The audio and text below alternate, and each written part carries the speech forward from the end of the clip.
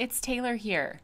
I was recently inspired by a video that Jennifer McGuire recorded about how to use your background dyes to create a layered look on your project. And I was so inspired by her video that I wanted to try it out myself. So in this video, I will be using our Southwest cutting plate, which is sized to fit right inside an A2 card base. I'm going to show how you can use that background dye to create a layered look. I'll also be using our Fine Feathers die set and our Free Spirit stamp set, which includes several sentiments in kind of that same theme with the feathers and the Southwest. So let's get started. The first thing you want to do is add Stick It to the back of your cardstock before you die cut it. The Stick It is a die cuttable adhesive. It's very thin, so it goes through the die cut machine just perfectly. And then once you've finished die cutting, it's going to have the adhesive already on the back of your die cut. So you don't need to worry about adding any of that liquid glue that can often make your fingers sticky and your projects kind of goopy.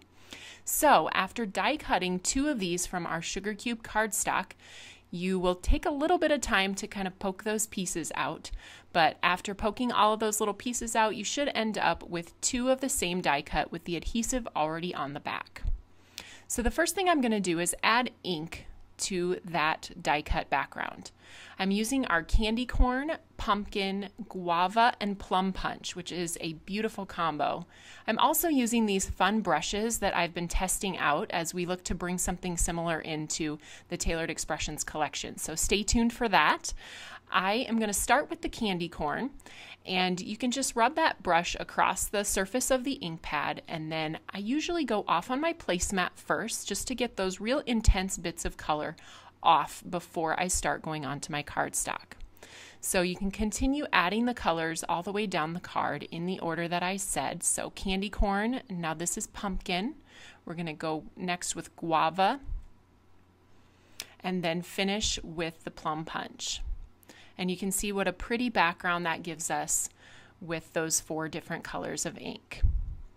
After finishing the inking, we can set that panel aside and we are going to prepare our plain sugar cube panel. So the first thing you need to do is cut that in half. So our cutting plates measure 4 inches across the top. So I'm going to put this in my paper cutter and cut this in half at 2 inches.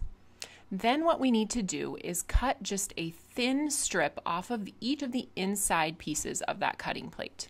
So you can see here, I'm going to cut about 1/8 of an inch off of each of those inner pieces so that when we layer those, they're going to meet up in the center, but offset from our original background.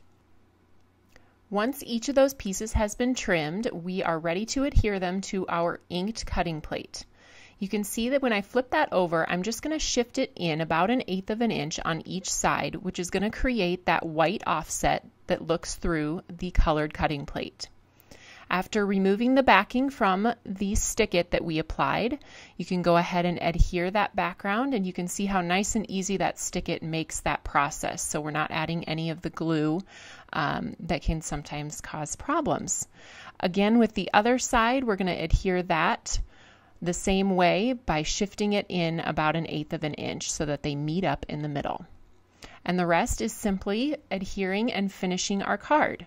So I have 3 feathers cut out from pumpkin, toffee, and plum punch, and I'm using 3 coordinating Copic colors to add some detailing to each of those feathers to give them a little bit more realistic look. And then we're embossing our sentiment using Versamark. I have my powder tool here. Always condition your cardstock with a powder tool before you emboss. And I'm going to stamp that sentiment and use our white fine detail embossing powder to emboss that beautiful sentiment on the paper there. I'm adhering with my favorite adhesive, which is a Scotch Permanent dot roller. I'm going to arrange those feathers and adhere them with some foam tape, keeping them in place while I tie a little burlap string around the base of those feathers, and then adhere that on the left side of the project to finish it off. And for a little bit of extra embellishment, I added some pale gold Nuvo drops to the circle elements in the cutting plate. So I hope you learned something new. You can find all of these products at tailoredexpressions.com. And if you enjoyed this video, I hope you will subscribe below. Thanks, guys. Have a great day. Bye-bye.